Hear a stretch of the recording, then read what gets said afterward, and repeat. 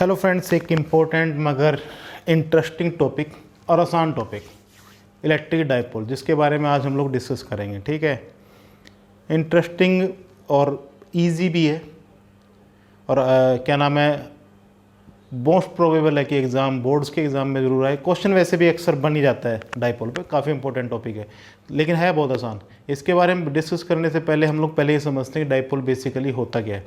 Dipole में basically क्या चीज़ें हैं कि आपके पास एक चार्ज यहाँ पर है प्लस क्यू, और एक चार्ज आपके पास यहाँ पर है माइनस क्यू, और ये एक दूसरे से टू वे, आप इसको डी भी लिख सकते हो, कुछ भी लिख सकते हो, लेकिन फिर भी आप फर्दर देखेंगे कि मैथमेटिकल कैलकुलेशंस में थोड़ा सा आसान रहता है। टू वे मान लेना इनके बीच के डिस्टेंस को, तो हमारे पास इनके बीच का डिस्टेंस है टू वे। यहाँ पर हमारे पास एक चार्ज है प्लस क्यू और हमारे पास एक चार्ज है माइनस क्यू। डाइपोल की तो कुल मिला के प्रॉपर्टीज़ क्या होगी, इसके दो एंड पे दो इक्वल मगर अपोजिट पोलैरिटी के चार्जेस होंगे और इनके बीच का एक डिस्टेंस होगा जो हमेशा फिक्स रहेगा। ठीक है, अब इसके अंदर एक हम लोग डेफिनेशन देते हैं, एक चीज़ को नई टर्म डिफाइन करते हैं, dipole movement. Dipole movement basically क्या है, ये एक वेक्टर क्वांटिटी है, वेक्टर, और इसको हम लोग जनरली बुक्स में जो है हम पी से डिनोट करते हैं इसको, और इसकी जो वैल्यू होती है वो अगर मैग्नीट्यूड की बात करूं तो इसका मैग्नीट्यूड जो है, जो चार्ज की एक, सिर्फ एक, डबल नहीं लेना है, एक चार्ज इनटू टू है जो डिस्टेंस इनके बीच में, आप इसका ये मैग्नीट्यूड ले लो, और डायरेक्शन जो है इसकी वो है नेगेटिव टू पॉजिटिव। तो आप इसको नेगेटिव चार्ज से लेकर के चलोगे, जब भी दिखाना होगा तो ये आपके पास क्या है, डाइपोल मूवमेंट की डायरेक्शन है। तो डाइपोल मूवमेंट बेसिकली क्या है, मैग्नीट्यूड उसका q इंटू टू है, डायरेक्शन है इसकी नेगेटिव टू पॉजिटिव, ये एक वेक्टर क्वांटिटी है। अब दूसरा क्वेश्चन ये आता है कि चलो ठीक है, ये बात हो गई। ये देखिए एक सिंपल चार्ज कॉन्फ़िगरेशन, थोड़ा सा अलग इसमें सिर्फ ये है कि आप इसको डाइपोल को इस पर्टिकुलर डिस्टेंस से ना तो ज़्यादा कंप्रेस कर सकते ना सेपरेट कर सकते, मतलब ये यही फिक्स रहता है, सिर्फ यही इसकी एक प्रॉपर्टी है। ठीक है, जिसके बारे में जो अलग करती है इसको दो चार्ज की वजह से। वैसे तो ये दो चार्ज का एक टोटल कम्बिनेशन है जिसमें दोनों चार्ज अपोजिट पोलैरिटी के इक्वल मैग्नीट्यूड के हैं। तो इसके साथ हमारे पास एक छोटी सी चीज़ समझ में आती है कि हम लोग अगर ये कॉन्फ़िगरेशन दिया है तो बहुत सारी, जैसे सुपरपोजिशन का प्रिंसिपल लगा के बहुत अलग अलग पॉइंट पे इसकी वजह से होने वाले इलेक्ट्रिक फील्ड की कैलकुलेशन कर सकते हैं, जो कि हम लोग करेंगे भी। ठीक है, मानेंगे नहीं वहाँ पर। तो ये हमारे पास आ गई एक छोटा सा डाइपोल मूवमेंट का ध्यान रखना, ये q इंटू टू वे था, डायरेक्शन इसकी नेगेटिव टू पॉजिटिव थी, ये बात ये सिर्फ याद रखनी है। अब हमारे पास नेक्स्ट आता है कि डाइपोल पढ़ना ज़रूरी ही क्यों है। देखिए नेचर में बहुत से मॉलिक्यूल्स ऐसे हैं जो परमानेंटली डाइपोल की तरह ही रहते हैं। जैसे कि फॉर एग्जांपल H2O की बात करें हम लोग, तो उसमें एक स्फीयर होगा जो डोमिनेटिंग, जिसमें एक तरफ का स्फीयर होगा जिसमें नेगेटिव चार्ज होगा, यानी कि ऑक्सीजन की तरफ वाले को, अगर मैं गलत नहीं हूँ तो वहाँ पर नेगेटिव चार्ज रहता है ज़्यादा स्फीयर में, और उसकी दूसरी तरफ हाइड्रोजन वाली साइड पर ज़्यादातर पॉजिटिव चार्ज रहता है। जैसे एग्जाम्पल के तौर पे देखें, शायद अगर आपने में से किसी ने कभी कोल्ड वार के बारे में बात सुनी हो, तो उस वक्त पे वर्ल्ड के अंदर दो पोल्स थे, एक पोल पे था रशिया, दूसरे पोल पे था अमेरिका। तो उसी तरीके से यहाँ पर एक पोल पे पॉजिटिव चार्ज और एक तरफ है नेगेटिव चार्ज। तो इसी तरीके से वहाँ पर क्या हो गया था कि उस तरफ जो लोग जुड़े हुए थे वो रशिया की तरफ जुड़े हुए थे, वहाँ पर रशिया का इन्फ्लुएंस ज़्यादा था, मतलब कि नेगेटिव चार्ज का इन्फ्लुएंस अगर आप इसके आसपास, यहाँ इस पॉइंट के आसपास होगे तो आपके ऊपर ज़्यादा इफेक्ट जो है वो नेगेटिव चार्ज की वजह से पड़ेगा, और ठीक उसी तरीके से अगर आप दूसरी साइड होगे तो पॉजिटिव चार्ज की वजह से पड़ेगा।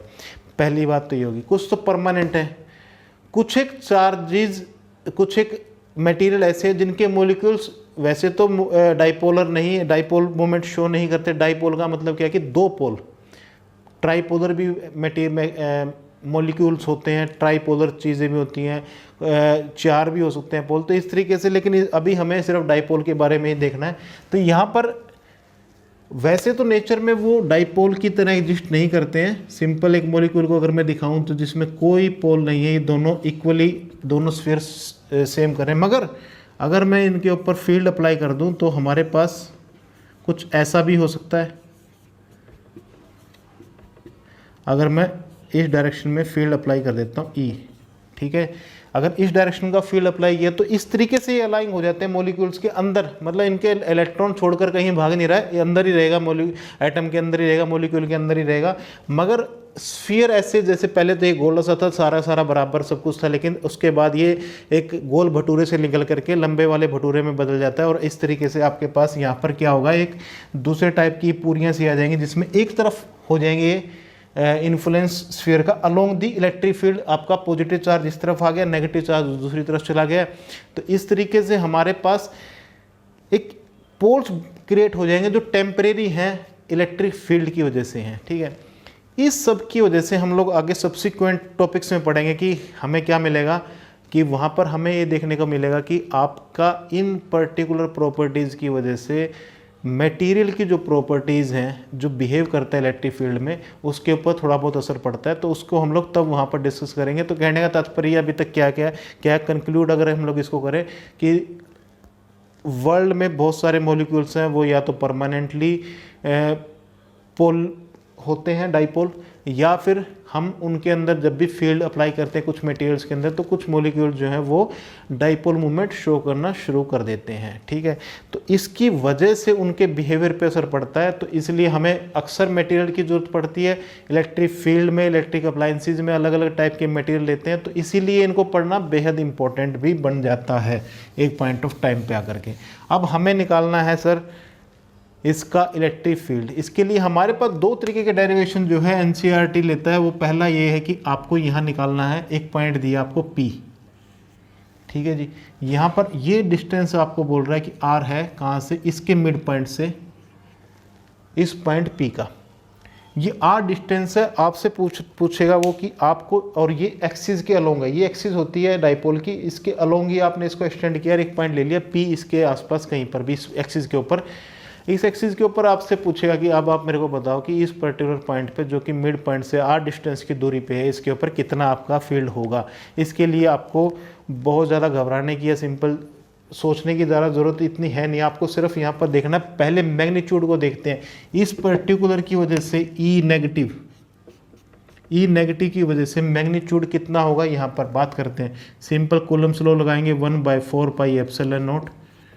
दूरी कितनी है, R प्लस A, क्योंकि ये मिड पॉइंट से R है तो इस तरफ A बच गया है, तो Q/R प्लस A, ठीक है जी। इसका हो गया जी स्क्वायर, ठीक है। अब आपको दूसरे की निकालनी है E प्लस की वजह से मैग्नीट्यूड है, तो ये दोनों वेक्टर क्वांटिटी, मैग्नीट्यूड की बात कर रहे हैं सिर्फ यहाँ पर। 1/4 पाई एप्सिलॉन नॉट, ये हमेशा हम लोग आराम से लिख पाते हैं, इसीलिए इसको इसी तरीके से देखते हैं, Q/R माइनस A का स्क्वायर। ये आपके पास दो चीज़ें आ गई, R माइनस A का स्क्वायर आ गया और R प्लस A का स्क्वायर आ गया, मैग्नीट्यूड आ गई। अब देखिए, जब भी आप अगर देखें, वैसे तो रटा जा सकता है, मगर अगर आप ध्यान से देखें तो आपको सिर्फ एक चीज़ देखनी है ध्यान करके। एक एक्सिस, हमारे पास बेसिकली 3 एक्सिस में हम लोग डील करेंगे 3 डायमेंशन में, लेकिन अक्सर आप देखें क्वेश्चन मैक्सिमम आपके 2 डायमेंशन या 1 डायमेंशन में सोल्व हो जाते हैं मैक्सिमम। ऐसी बात नहीं कहूँगा कि हमेशा, मगर मैक्सिमम क्वेश्चन 2 डायमेंशन या 1 डायमेंशन में सोल्व हो जाएंगे। अब 1 डायमेंशन के जब भी क्वेश्चन आए, क्योंकि ये सारे के सारे एक ही लाइन के अलोंग है, एक ही एक्सिस के अलोंग है, तो आपको सिर्फ एक चीज़ देखनी है कि जो फोर्सेस लग रहे हैं, या जो फील्ड भी एक फोर्स टाइप का फोर्स है, ये मेरे ख्याल से हम लोग बाकी पिछले लेक्चर्स में काफ़ी ज़्यादा इस पे बात कर चुके हैं, तो क्लियर है मेरे ख्याल से ये कॉन्सेप्ट कि फील्ड भी एक टाइप का फोर्स है। तो हमें वहाँ पर एक चीज़ देखनी है कि इस फोर्स की डायरेक्शन क्या है। अगर वो दोनों सेम डायरेक्शन में हैं तो आप उनको ऐड कर दीजिए, अगर वो अपोजिट डायरेक्शन में तो आप उनको सबट्रैक्ट कर दीजिए। सेम वही प्रोसेस हम लोग यहाँ फॉलो करने जा रहे हैं। यहाँ पर क्या है, आपके पास एक इमेजिन, हमेशा फील्ड की डायरेक्शन जब भी निकालनी हो, अगर भूल जाओ तो एक चीज़ करनी है, जिस भी पॉइंट पे फील्ड निकालना है वहाँ पर इमेजिन करो कि आपके पास एक टेस्ट चार्ज रखा है। कैसे, पॉजिटिव टेस्ट चार्ज रखा है। पॉजिटिव टेस्ट चार्ज जब रखा होगा तो नेगेटिव चार्ज उसके ऊपर क्या करेगा, फोर्स ऑफ अट्रैक्शन। तो आपकी फील्ड की डायरेक्शन इसकी इस दिशा में होगी, ठीक है। सेम इसी तरीके से पॉजिटिव चार्ज है वो किस डायरेक्शन में देगा, वो इस डायरेक्शन में देगा। तो हमें ये पता है कि इन दोनों की वजह से ये जो मैग्नीट्यूड के फोर्सेस के ऊपर पॉइंट पे लग रहे हैं, फील्ड जो इस पॉइंट पे है वो सबट्रैक्ट होने वाला है। तो हम इसको सबट्रैक्ट करते हैं, ठीक है। अब मैं मान लेता हूं कि इस पर्टिकुलर में से इसको सब्ट्रैक्ट करते हैं, इस डायरेक्शन को पॉजिटिव मान लेते हैं। अभी हमें पता लग जाएगा थोड़ी बहुत देर में कि कैलकुलेशन में वो किस तरीके से इफेक्टिव रहा। मैंने इस डायरेक्शन को क्या मान लिया, पॉजिटिव मान लिया है, ठीक है। तो मेरे पास कुल मिलाकर के क्या निकल के आया है, ई नेट। ई नेट कितना होगा, ई नेट अगर मैग्नीट्यूड की बात करूं, इसमें से इसको सब्ट्रैक्ट कर दूं तो Q/4πε0, ये तो मेरे पास कॉमन आ जाएगा दोनों में। यहाँ पर आ जाएगा 1/r माइनस ए का स्क्वायर माइनस 1/r प्लस ए का स्क्वायर। अगर इसका एलसीएम की बात करूँ, यहीं पर इसको सोल्व करूँ, आर स्क्वायर माइनस ए स्क्वायर का स्क्वायर, इन दोनों का अगर यहाँ पर मल्टीप्लाई कर दूँ अगर नीचे जा करके, तो ए स्क्वायर ए माइनस बी, ए प्लस बी का फॉर्मूला लगाया तो ए स्क्वायर माइनस बी स्क्वायर और इसका स्क्वायर हो गया। तो यहाँ पर आपके पास आ गया आर प्लस ए का स्क्वायर माइनस आर माइनस ए का स्क्वायर, ठीक है। इसी को यहाँ पर सोल्व किया था मैंने। तो अब आपके पास नेक्स्ट में क्या आ जाएगा, ई नेट कितना हो जाएगा, ये एज इट इज़ Q/4πε0, ये आपके पास एज इट इज़ आ गया। इसको खोलेंगे, आर स्क्वायर प्लस ए square plus 2RA, r square plus ए स्क्वायर माइनस 2RA, यहाँ पर माइनस लगा हुआ है तो आर स्क्वायर और ए स्क्वायर तो कट जाएगा और आपके पास बचेगा क्या, प्लस का 4RA divided by R square minus A square का स्क्वायर, ठीक है।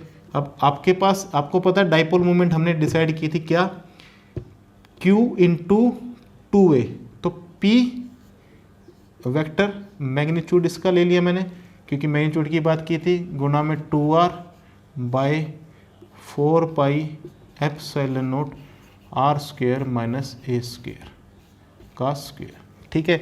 ये हमारे पास ई नेट का मैग्नीट्यूड आ गया, ई नेट का मैग्नीट्यूड आ गया हमारे पास ये डेरिवेशन में।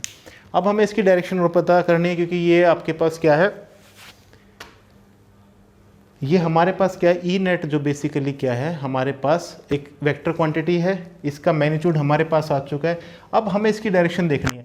मैंने इस डायरेक्शन को पॉजिटिव लिया था और हमारे पास जो नेट रिजल्ट आ रहा है वो भी इस डायरेक्शन में ही पॉजिटिव आ रहा है, क्योंकि अगर इन दोनों को सब्ट्रैक्ट करने से, इन दोनों को अगर जोड़ने से, जब मैंने इन दोनों को सम किया तो अगर आपका रिजल्ट आता है पॉजिटिव, तो आप मान लीजिए जो आपने पॉजिटिव डायरेक्शन ली थी वो पॉजिटिव डायरेक्शन की तरफ ही इसकी डायरेक्शन भी रहेगी। अगर ये नेगेटिव आ जाता तो आपकी डायरेक्शन जो आपने पॉजिटिव ली थी उसके अपोजिट वाली में, मतलब नेगेटिव के अलोंग ये होता। तो इसीलिए थोड़ा सा यहाँ पर इस तरीके से इसको देखते हैं। तो हमारे पास ई नेट कितना आ गया है, ये हमारे पास मैग्नीट्यूड आ गया है और डायरेक्शन क्या आ गई है, देखिए डायरेक्शन इस वाली इस तरफ वाली आ गई है और ये डायरेक्शन किसकी है, ये डायरेक्शन पी की भी है। तो मैं यहाँ पर इस डायरेक्शन की बात करूँ तो मैं इसको इस तरीके से लिख सकता हूँ, ई नेट।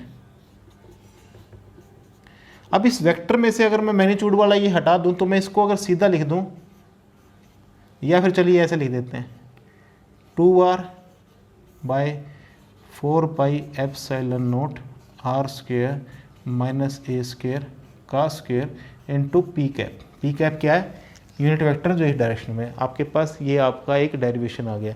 इसके अंदर एक चीज़ और कर सकते हैं, आर जो है वो वेरी वेरी ग्रेटर देन ए होता है, तो हम अगर उसको भी एजम्पशन को मान लें तो ये ए स्क्वायर जो है ये एलिमिनेट हो जाएगा आर स्क्वायर के कंपैरिजन में। ये हमारे पास आर की पावर 4 नीचे बच जाएगा और आर ऊपर है, तो हमारे पास अगर उस आर को कैंसिल करने के बाद हमारे पास ये एक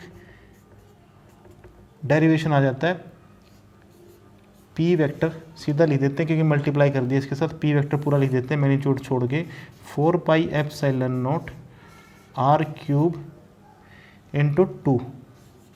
ये आपका पूरा पूरा डेरिवेशन इसका हो गया, किसकी वजह से, on the axis of a dipole, ठीक है। तो ये हमने डाइपोल से निकाल लिया। हमने क्या किया, डायरेक्शन हम लोग डिसाइड अगर खुद से अलग से करें तो शायद कई बार थोड़ी सी क्लैरिटी बनी रहती है कि हम कर क्या रहे थे बेसिकली। बाकी इसके अलावा इफेक्टिव मेथड्स बहुत सारे हैं, धीरे धीरे इंट्यूशन से वैसे ही पता लग जाता है कि हाँ ये डायरेक्शन इसकी ये रहेगी और डायरेक्शन इसकी इसके अपोजिट रहेगी। तो इस तरीके से धीरे धीरे काम करेंगे तो पता लग जाएगा। तो पहली बात तो डेरिवेशन ये था एक। इसके बाद भी एक डेरिवेशन है हमारे पास कि हमसे पूछ सकता है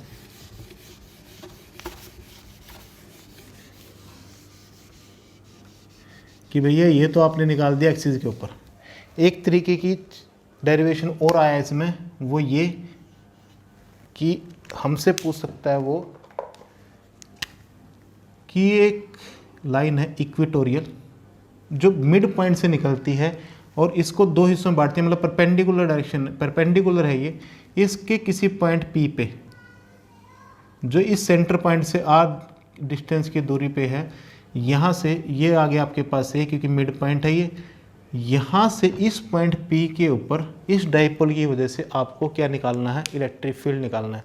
फिर से एक नई चीज़ पूछी है, लेकिन अच्छा बात क्या है कि इसमें आपको दो तरीके से चीज़ें समझ में आ जाएंगी कि हम वेक्टर को कैसे ऐड करते हैं या कैसे सब्ट्रैक्ट करते हैं, किस तरीके से वेक्टर को देखना चाहिए। पहली फिर से काम वही करेंगे, हमें ये वाले हिस्से के लिए ई पॉजिटिव, हम सिर्फ मैग्नीट्यूड में बात करते हैं पहले, ई मैग्नीट्यूड हमने निकालना है इसका, वो कितना आ गया 1/4 पाई एप्सिलॉन नॉट क्यू, सिर्फ मैग्नीट्यूड निकालेंगे। ये आपके पास आ गई है आर पाइथागोरस से आर स्क्वायर प्लस ए स्क्वायर का अंडर रूट था ये डिस्टेंस, मगर अब स्क्वायर होता है नीचे वाले में तो इसको हम लोग अंडर रूट को एलिमिनेट कर सकते हैं। ई नेगेटिव का कितना है, सिर्फ मैग्नीट्यूड की बात करते हैं, 1/4 pi epsilon naught Q by R square plus A square. ये देखिए दोनों का सेम मैग्नीट्यूड आ गया, ठीक है। अब थोड़ी सी इस पिक्चर को देखने की कोशिश करते हैं। देखिए यहाँ पर ये इस चार्ज की वजह से फोर्स लग रहा है इस डायरेक्शन में क्योंकि रिपेल कर रहा है, और यहाँ पर क्योंकि पॉजिटिव, फिर से वही वाली बात है, फिर से कह रहा हूँ, यहाँ पर आपको इमेजिन कर लेना है पॉजिटिव चार्ज रखा, टेस्ट चार्ज, इसको इस तरफ फोर्स लग रहा है इस पर, ठीक है। ये एंगल आपको दिया गया है थीटा। तो अगर मैं यहाँ पर पैरेलल टू दिस लाइन एक परपेंडिकुलर यहाँ ड्रॉ कर दूँ मान लीजिए इस लाइन पे, तो ये जो एंगल बनेगा, अगर ज्योमेट्री से आप प्लीज़ ये इसको देखना है आराम से बैठकर, ये दोनों एंगल भी ये थीटा और थीटा बन जाएंगे, ठीक है। तो इस पर्टिकुलर फोर्स की वजह से जो कि ई पॉजिटिव है, इस पर्टिकुलर फोर्स की वजह से हमें दो कंपोनेंट इसके मिल जाएंगे। एक तो इस डायरेक्शन में, क्योंकि हम देख पा रहे हैं कि अगर आप इंट्यूशन का यूज़ करोगे यहाँ पर, इसकी वजह से दो कंपोनेंट बनेंगे, एक की डायरेक्शन होगी डाउनवर्ड और एक की होगी हॉरिजॉन्टल, ठीक है, वर्टिकली डाउनवर्ड। सेम इसी तरीके से अगर प्रिंसिपल को इस पर लगाइए, उस तरफ जा रहा है तो इसकी एक डायरेक्शन होगी वर्टिकली अपवर्ड और एक डायरेक्शन होगी हॉरिजॉन्टली इस डायरेक्शन में। तो यहाँ तो हमारे पास दो कंपोनेंट लग रहे हैं और यहाँ पर एक कंपोनेंट इस डायरेक्शन में और एक ही कंपोनेंट इस डायरेक्शन में। यहाँ पर आपके पास लग रहा है ई प्लस साइन थीटा और यहाँ पर लग रहा है आपके पास ई माइनस साइन थीटा, ठीक है। थोड़ा सा ज़्यादा कंजस्टेड ना हो इसलिए इसको बस मिटा ही देता हूँ, एक बार लिख करके आपको बताना था। और यहाँ पर आपके पास होगा ई माइनस कोस थीटा और ई प्लस कोस थीटा, ठीक है। अब हमें ये पता है कि ई भी दोनों में सेम है, माइनस ई और प्लस ई का मैग्नीट्यूड सेम है, उनका जो साइन थीटा इस तरफ जा रहा है और एक का साइन थीटा इस तरफ आ रहा है। मैंने कहा कि अगर मान लीजिए आपको सिर्फ और सिर्फ पिछली टॉपिक पे समझाने की कोशिश यही कर रहा था, आपको रिजोल्व करना है, आपको एक्सिस पे ले आना है। जैसे ही आप एक्सिस पे आ जाए तो सिर्फ आपको फोर्स को एनालाइज कीजिए कि किस किस डायरेक्शन में लग रहा है। अगर दोनों एक डायरेक्शन में तो आप उनको आंख बंद कर ऐड कर दीजिए, अगर दोनों अपोजिट डायरेक्शन में लग रहे हैं तो आप उनको सबट्रैक्ट कर दीजिए बिना कुछ भी सोचे। तो यहाँ पर ये फोर्स मैग्नीट्यूड सेम है दोनों का, ई साइन थीटा माइनस और ई साइन थीटा प्लस, दोनों का मैग्नीट्यूड सेम आपके पास। तो एक दूसरे फोर्स एक दूसरे के बिल्कुल अपोजिट डायरेक्शन में लग रहे हैं, आप उनको क्या करोगे, कैंसिल आउट करेंगे। यहाँ पर क्या होगा, ये वाले फोर्सेस जुड़ जाएंगे। तो हम लोग इसको क्या कर सकते हैं, इनके साथ अगर मैं लगा के ई नेट की बात करूँ, ई नेट की बात करूँ मैग्नीट्यूड की, तो ये हमारे पास क्या हो जाएगा 1/4 पाई एप्सिलॉन नॉट, इसका भी कोस थीटा और इसका भी cos theta, Q by R square plus A square. दोनों का कोस थीटा ले लिया और दोनों ही सेम क्वांटिटी, तो जमा करूँगा तो यहाँ पर क्या आ गया 2 टाइम्स हो गया ई नेट हमारे पास, ठीक है। अब अगर मैं इस कोस थीटा की वैल्यू निकालने जाऊँ इसमें से, तो अगर इस ट्रायंगल को देखूँ मैं, तो यहाँ पर कोस थीटा कितना होगा हमारे पास, बेस और बेस क्या है, ये बेस हो गया आपका, बेस और हाइपोटेन्यूज। तो हमारे पास क्या आ गया 2qa by 4 pi epsilon naught R square plus A square by hypotenuse था R square plus A square under root को मैं पावर 1/2 की फॉर्म में लिख सकता हूँ। ठीक है, अब ऊपर वाले की बात अगर मैं करूँ, अभी हम मैग्नीट्यूड की बात कर रहे हैं, ये हमारे पास क्या आ गया, पी वेक्टर की magnitude by 4πε0 R square plus A square की पावर 3/2। ये हमारे पास ई नेट की मैग्नीट्यूड आ गई है। अब आपने मैग्नीट्यूड निकाल ली, क्योंकि बहुत सारे क्वेश्चंस में अगर मैग्नीट्यूड भी हम लोग अगर ठीक से निकाल पा रहे हैं तो शायद हम बहुत सारा एक आइडिया तक पहुंच जाते हैं। अब हमारे पास आ गई बात इसकी डायरेक्शन निकालने की, ई नेट की। ई नेट की अगर डायरेक्शन की बात करूं तो हमारे पास जो डाइपोल की डायरेक्शन है वो क्या है, डाइपोल की टर्म में लेने की कोशिश कर रहे हैं इसको, ताकि थोड़ा सा इफेक्टिवली सोल्यूशन जो है हमारे पास जो फाइनल रिजल्ट आए वो थोड़ा सा इफेक्टिव लगे। तो उसकी बात अगर मैं करूं तो यहाँ पर हमारे पास जो ई नेट है, ई नेट की डायरेक्शन इस डायरेक्शन में है, और हमारे पास डाइपोल की डायरेक्शन क्या है, नेगेटिव टू पॉजिटिव, वो इस डायरेक्शन में है। ये परपेंडिकुलर इससे था, ये परपेंडिकुलर इससे, तो ये दोनों एंटाई पैरेलल हो गए, ये इसके अपोजिट डायरेक्शन में जा रहा है। तो हमारे पास अगर बात करूं इस ई नेट की, तो इसकी डायरेक्शन क्या होगी, opposite to the direction of dipole movement. Dipole movement के अपोजिट अगर मेरे को लिखना है तो मैं इसको क्या लिखूंगा, माइनस का पी कैप। तो मेरे पास क्या डेरिवेशन आ गया, P by 4πε0 R square plus A square 3/2 into P cap minus का, माइनस यहाँ लगा दिया वहाँ लगाने के बजाय। ठीक है, तो आपके पास ये डेरिवेशन आ गया। फिर से इसके अंदर हम लोग एक मैनिपुलेशन कर सकते हैं, R is very very greater than A. तो ये इसकी बात जब मैं करूँगा तो इस ए को एलिमिनेट कर सकता हूँ। ए को एलिमिनेट करते ही आर स्क्वेयर की पावर 3/2 लिखोगे तो आर क्यूब आ जाएगा। तो ई नेट इस कंडीशन में क्या होगा, ई नेट। और आप इसको अब यहाँ पर लिख सकते हो कि मैग्नीट्यूड इनटू डायरेक्शन अगर आपने लिख दी तो पी वेक्टर लिख सकते हो, minus P vector by 4πε0 R cube. ये आपके पास डेरिवेशन किसका आ गया, सिर्फ 3 से 4 लाइन्स का डेरिवेशन था ये। आपने मैग्नीट्यूड निकाला, हमेशा फोकस कीजिए मैग्नीट्यूड के ऊपर, टेंशन मत लीजिए। उसके बाद एक्सिस पे ले आइए, इसको रिजोल्व करना सीख लीजिए। अगर वेक्टर को नहीं आता है, रिजोल्व करिए वेक्टर को, आप एक्सिस पे ले आइए, वहाँ सिर्फ प्लस माइनस ही होगा। डायरेक्शन सेम है, प्लस कर दो, डायरेक्शन अपोजिट है, माइनस कर दो। मैग्नीट्यूड के अकॉर्डिंगली उनका रिजल्टेंट आपके पास आ जाएगा। अगर साइन जो भी अकॉर्डिंगली आपके पास आए, जिसमें से जिसको घटा रहे तो आपको पता लग जाए कि डायरेक्शन में। ठीक है, तो इस तरीके से थोड़ा सा प्रैक्टिस आप इस पे कीजिए। ये 2 डेरिवेशन है, इंपॉर्टेंट है। हालांकि एक डेरिवेशन और बचा हुआ टॉर्क का डेरिवेशन वैसे तो इस चैप्टर में भी है, इलेक्ट्रिक फील्ड के अंदर टॉर्क क्या लगेगा, लेकिन मैं चाहता हूँ उसको कि हम लोग डिटेल में पोटेंशियल के अंडर पढ़ें। जब फील्ड में होगा तो पोटेंशियल कितना है, एनर्जी कितनी होती है डाइपोल की, तो उस वक्त पे उसको देखेंगे। तो हम इससे नेक्स्ट टॉपिक पे अगले पे चलेंगे इसके बाद नेक्स्ट लेक्चर में, वो है हमारे पास गॉस लॉ। काफ़ी इंपॉर्टेंट है, बहुत ही आसान लॉ है, उसको देखेंगे ध्यान से और उसके बेसिस पे काफ़ी सारे क्वेश्चन करेंगे। उसके बाद हम लोग काफ़ी ज़्यादा कंफर्टेबल इसमें हो जाएंगे। ठीक है, तो मिलते हैं नेक्स्ट लेक्चर में। Thank you very much.